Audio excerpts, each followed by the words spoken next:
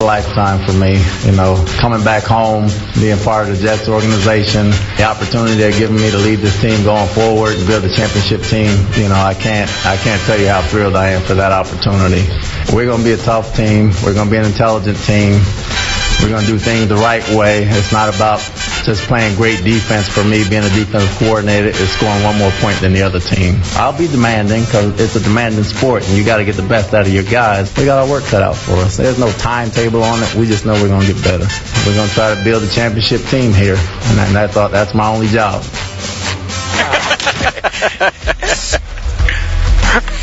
Our next guest played 8 years in the NFL, won a Super Bowl with the Washington Redskins. Last year was the AP Assistant Coach of the Year as Arizona's defensive coordinator, had great success there, and now he is a head coach.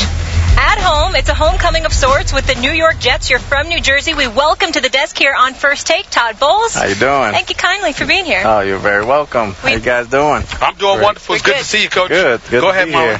Okay. You're a head coach now. What's the biggest change in training camp, running things as the head man? Not getting too high when one side of the ball does well and the other side doesn't. Okay. Usually I'm a defensive coach. When they do well, I'll be like, in the past, they killed our offense. I'll be happy. But now it's like, we did a good job there. We stink over here, or vice versa when the offense does well. Because the defense will call me a traitor. Then the offense will say I'm always a defensive guy. So I got to kind of stay even keel. One of the things, Coach, that everybody's been saying about with you is that they've lamented stuff from the past in terms of having a head coach that primarily focused on defense.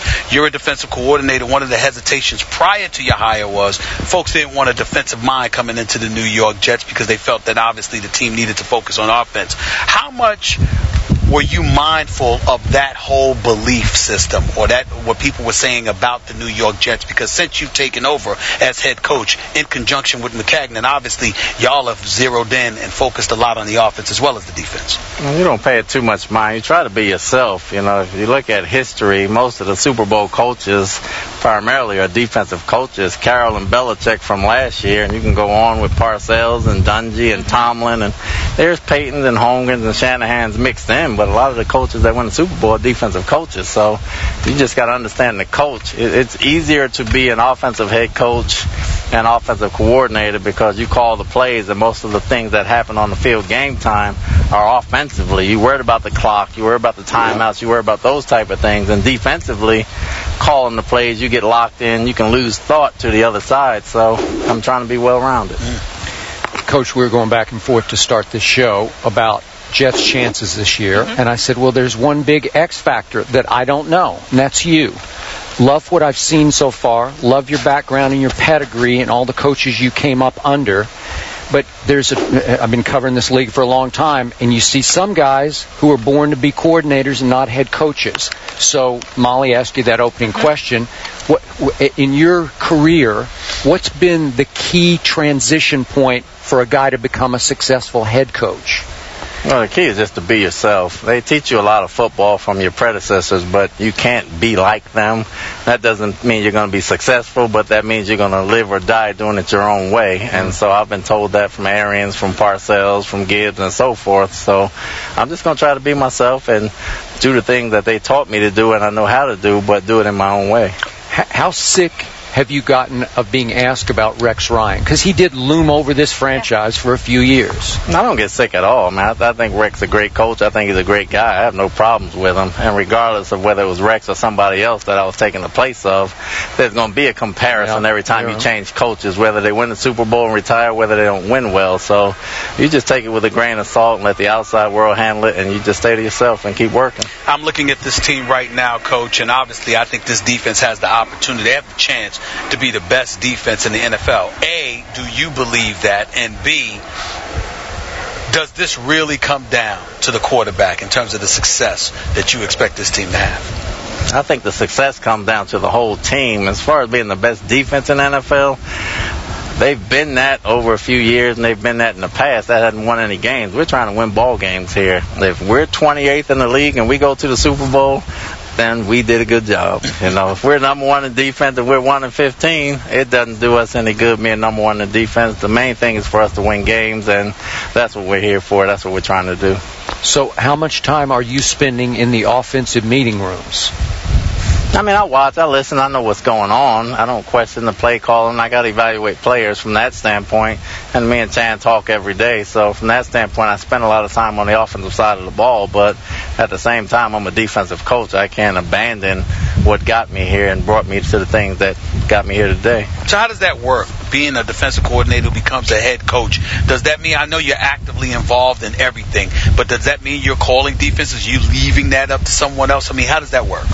You meet with the coaches and you go over that stuff in the spring, and you go over it every summer, you go over it after practice every day, and we talk about what went right, what went wrong, what we can do, what we can't do, player strengths and weaknesses, so we're on the same page the next day. But they have to call it right now. I can watch it, but they have to call it. But you don't do it on the field, but you do all your work off the field when you meet with them.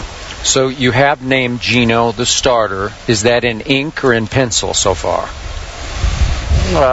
Ink can be crossed out and pencil can be erased, so it's a matter of what you want to say. And that's not just Gino, that's every position. You know, when you're a starter, when you're first team, somebody has to take your spot, regardless of whether it's quarterback, center, guard, running back, or whatever the case may be. If you don't do enough to take the guy's spot, you're second team. So that's where it is. The focus goes there, but that's at every position.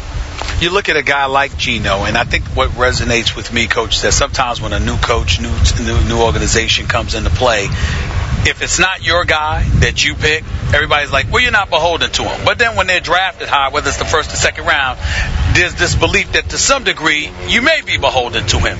Where does Todd Bowles lie when it comes to that mode of thinking? I lie looking at players. I expect to see growth in first, second, third year players, and hopefully you see that kind of growth and you exhaust every possibility trying to see that growth. But if they don't have it, they don't have it. And if they don't have it, they get sat down.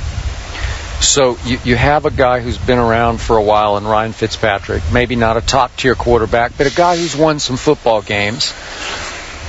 My view is that at some point, if he can manage a game a little better than Gino, that would be the way I would go. Your response to that thought? Well, I don't really pay attention to the outside world. I have to see it for myself, and I'll make that decision if it comes to that, and it has not come to that from this standpoint. So we're standing as we are right now. As you look at the AFC East, what's the key to winning this division? Toughness and staying healthy. I mean, it's going to be a bloodbath. Obviously, New England won the Super Bowl, and everything goes through them. Buffalo's a damn good team, and Miami's a damn good team. So we just have to concentrate on ourselves and concentrate on the little things, and we have to play everybody out of the division as well. So you take it a game at a time, and you don't get too high or too low, and you see where you come up at the end. Coach, before we let you go, a really unfortunate situation, obviously, with Sheldon Richardson. How do you guys plan on handling that moving forward? So we talked about it. Obviously, the Missouri police and the NFL have to handle their process, and he's already suspended 4 games, as we know. And when all that stuff, the legal stuff comes out, I'm sure there'll be some consequences at that standpoint. But when you mess up 2 times in a row, and Sheldon knows this, you have to pay some type of penalty, and we're ready to accept that penalty. And we're just trying to get Sheldon better as a man. We understand what he is as a player, but if you can't become a better man, you'll never be that kind of player. How you going to be without him? We'll be fine.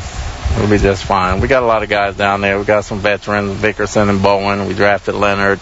We got some rookie free agents that can play a little bit, so we'll be okay without them. Okay. Leonard's all right.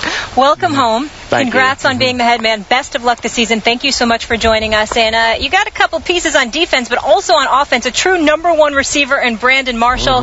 The guy is a stud. We are looking forward to talking to him. He is going to join us next on the other side. This is First Take from Florham Park.